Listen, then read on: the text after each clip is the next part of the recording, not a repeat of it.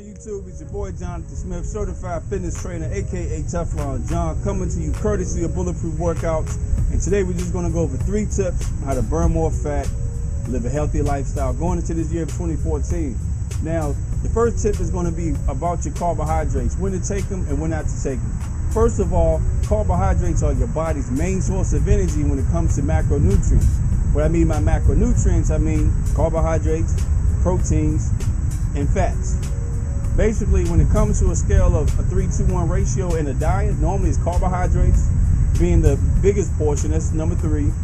Number 2 being protein, number 1 being fats. Now, carbohydrates are taken into the body and converted into glucose and stored in the muscle as glycogen. Now, when you do not need these carbs, they're stored in the body as fat. So a lot of times when people talk about not eating after 6 p.m. or not eating after dark, they're really referring to your carbohydrates, because you really don't need carbohydrates when you're going to sit down and watch a lot of TV or just lay down in the bed and eat dinner. So you want to cut out your carbs when you're not doing anything, or keep them very, very moderate, or find you a nice, slow digesting carb snack. Fruit is my preference. Now, when it comes to carbs and you're working out, let's say if it's your training day like me, I normally work out around 4 or 5 o'clock, depending on what time I get off. Now, for my first break of breakfast, I tend to have little to no carbs. If so, I may have a bowl of oatmeal. Now, when it comes to me eating lunch, that's when I would get a lot of protein and carbohydrates, brown rice, to kind of go ahead and fuel up for my workouts. Now, that's going to be about 3 hours. So after that digest, it's going to be already carb loaded or stored in my muscles as glycogen. That's going to prepare me for my workout. Then I have a small pre-workout meal with a little bit of carbohydrates, maybe a pre-workout shake with the pre-workout drink that's going to consume whey protein and carbohydrates. Now that's going to fuel my body for doing my workout. Now, the next meal I will have will be my post-workout meal after my shake. I'll go ahead and eat carbohydrates. That way it's going to replenish the glycogen that I've burned that was stored in the muscles prior to my workout. So, if you're working out in the mornings, it's okay to go throughout the day, eating little to no carbs, but after your workout. Now, you can carb up at night, knowing that you're going to work out first thing in the morning. So when you get up to go to the gym first thing in the morning, the muscles are already stored. You've been in a catabolic state at night, so your body has been digesting these carbohydrates and storing them in the muscles as glycogen. So first thing upon the morning, you're up, you're carved up, you go work out. After you have your post-workout shake, then you have your post-workout meal that's going to consist of carbohydrates. Now, step number 2 is going to be what I call cardio acceleration. Cardio acceleration is just doing cardio in between your sets. So let's say if you're doing flat bench press, you're going to do 4 sets of flat bench press. Once you do your first set of flat bench press, no matter what the reps are, 8 to 10, 10 to 12, reps of 5, instead of resting, you're going to do some light cardio in between the set and then follow with your set of resistance. So, example, 10 reps, boom, I rack the weight. Then I do 45 to 60 seconds of light cardio, jump rope, jumping in place, jogging in place, high knees, step-ups, jumping jacks, kettlebell swings, whatever you're going to do.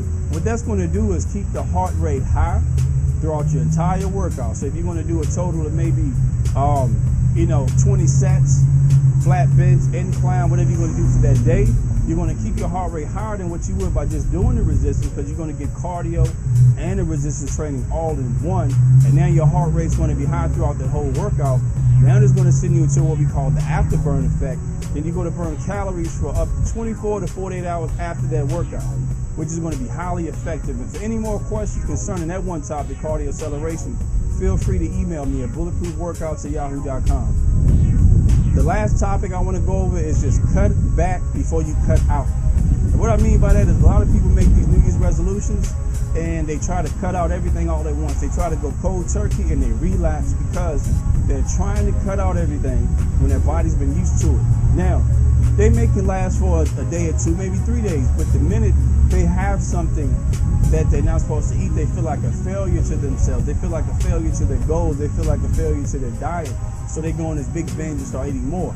So my thing would be, if you're drinking 5 sodas per day, for an example, try to cut back to 4 sodas for like 3 or 4 days. Then try to cut back to 3 sodas for 3 or 4 days. And gradually you will cut the sodas out. You know what I'm saying? So you would rather start somewhere than try to climb the mountain and fall. You know what I'm saying? Go ahead and start by cutting back before you cut out.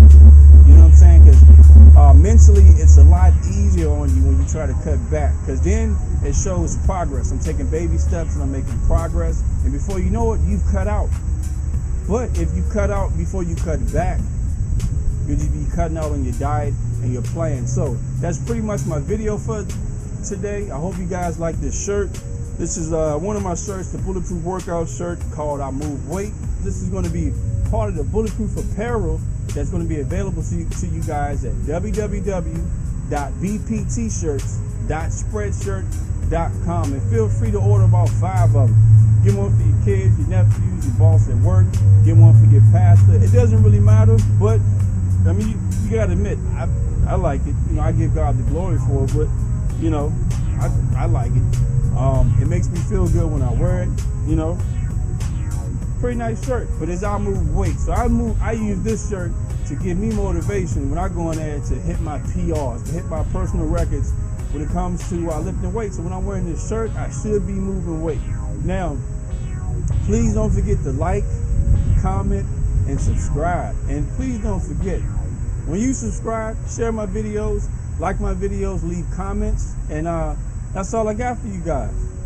And y'all know what I'm about to say. One love, be blessed. Movement creation.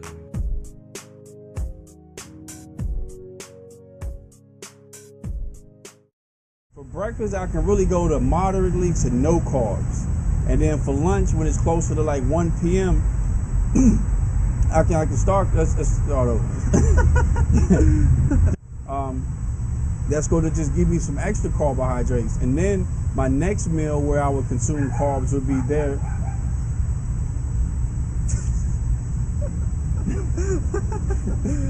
You gotta keep that one for a blooper.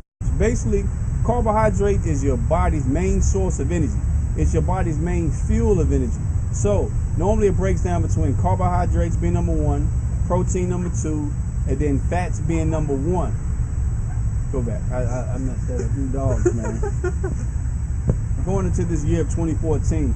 Now, today is the 16th day of the year, and I'm going to... Yeah. Did you cut it? No, it's still going. 3